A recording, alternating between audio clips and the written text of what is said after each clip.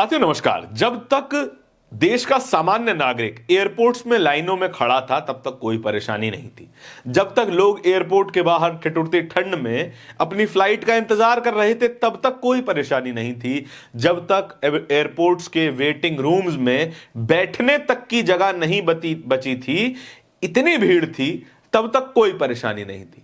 लेकिन परेशानी तब हो गई जब नेताजी की बेटी को एक जगह से दूसरी जगह पहुंचने के लिए 41,000 रुपए की बड़ी कीमत चुकानी पड़ी। देश में दिल्ली से मुंबई जाने के लिए कुछ दिनों पहले तक दिल्ली से दुबई जाने से ज्यादा का खर्च करना पड़ रहा था।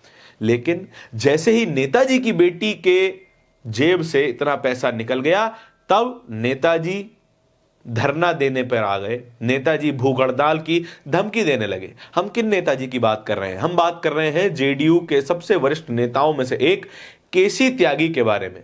जेडीयू वही पार्टी जो राज्य में, बिहार में और केंद्र सरकार में नरेंद्र मोदी की पार्टी भारतीय जनता पार्टी के साथ गठबंधन में है, एनडीए का एक जरूरी घटक दल है। उस पार्टी के नेता की बेटी को 41,000 रुपए देने पड़े फ्लाइट टिकट के लिए, क्योंकि इंडिगो की फ्लाइट उनकी कैंसिल हो गई थी और उनका जाना जरूरी भी था। तो एयर इंडिया से उन्होंने अपनी टिकट बुक कर ली। एयर इंडिया ने उन्हें चार्ज किया 41,000 रुपए। अगले दिन केसी साहब पहुंचे टीवी पर इंडिगो की जाहिर सी बात है बहस चल रही थी और वहां उन्होंने रोना शुरू कर दिया कि देखिए हमारी बेटी से 41,000 रुपए ले लिए। आप नेताजी हैं, 41,000 आपके लिए चिल्लड़ बराबर है। लेकिन आप तब नहीं रोए जब लोग मेडिकल कंडीशन से परेशान थे और एयरपोर्ट्स पे फंसे हुए थे। आप तब नहीं रोए जब लोगों के एग्जाम इतना दूर थे कि उन्हें फ्लाइट लेकर जाना पड़ा और फ्लाइट भी कैंसिल हो गई। किसी और एयरलाइन की फ्लाइट भी नहीं मिल रही है तो बेहद महंगी मिल रही है। तब आप नहीं रोएंगे। आपके एविएशन मिनिस्टर साहब नहीं रोएंगे। आपकी सरकार है, आपका पूरा अमला है, लेकिन आप रोएंगे तब जब आपके परिवार पे बात आएगी। जरा हमने चेक भी किया कि कितने रुपए की टिकट्स मिल रही हैं फिलहाल सरकार के फेयर कैप लगा देने के बाद भी। इंडिगो ने आज तक बीते 8 दिनों में आज तक 2600 फ्लाइट्स कैंसिल कर दी हैं और जाहिर सी बात है फ्लाइट कैंसिल होंगी तो बाकी फ्लाइट्स पर बाकी एयरलाइन कंपनी की डिमांड बढ़ेगी।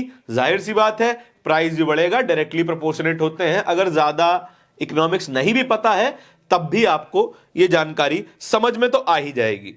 हमने एआई से पूछा कि दिल्ली से मुंबई जाने के लिए एक एवरेज फ्लाइट का खर्चा कितना होगा, तो उसने जवाब दिया कि 5 से 7,500 रुपए के बीच में आपको फ्लाइट मिल जानी चाहिए।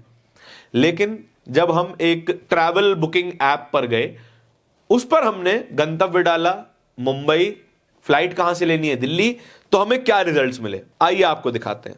शाम 7 बजे की फ्लाइट है, फेयर है इंडिगो का 15,113 रुपए।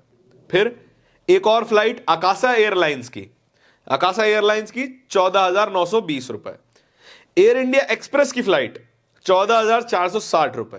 आकाशा एयरलाइन की एक और फ्लाइट 14,920 रुपए। स्पाइस जेट की फ्लाइट है 13,500 रुपए। और लगातार इसी रेंज में लगभग दुगने प्राइजेस पर फ्लाइट उड़ाई जा रही हैं, फ्लाइट चलाई जा रही हैं, लोगों से पैसा वसूला जा रहा है। आपदा में अवसर इसको ही कहते हैं। नरेंद्र मोदी ने जो कहा था आपदा में अवसर ढूंढिए, तो आपदा इंडिगो पे आई, अवसर ढूंढा बाकी एयरलाइंस ने, और जेब से पैसा किसका गया? सामान्य नागरिक का। लेकिन नेताजी तब बोले जब खुद की बेटी को पैसा देना पड़ गया। केसी त्यागी साहब, आप धमकी तो दे रहे हैं कि हम भूख हड़ताल पे बैठ जाएंगे अगर पैसा वापस नहीं दिया गया तो। क्या आपने सामान्य नागरिक के बारे में ऐसा कुछ कहा कि उससे जो अवैध पैसा वसूला जा रहा है, लगभग वसूली जो की जा रही है, उसके बारे में आपने ऐसा कुछ कहा?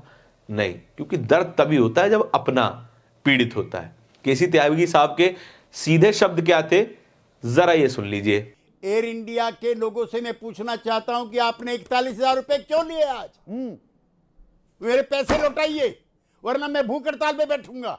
सुना आपने, नेताओं को फर्क नहीं पड़ता आप कितनी देर लाइन में लगेंगे।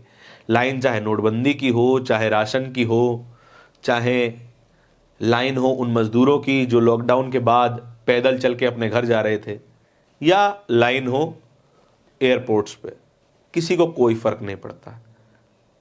मजेदार बात यह है कि अगर आप फ्लाइट से जाएंगे तो यह दृश्य है, अगर आप रेलवे स्टेशनों पर जाएंगे तब भी लगभग सेम दृश्य देखने को मिलेगा, और अगर आपने गलती से कभी बस से ट्रैवल कर लिया या फिर अपनी मोटरसाइकिल लेकर, गाड़ी लेकर सड़कों पे निकल गए तो तब भी लगभग इसी तरह का दृश्य आपको देखने को मिलेगा।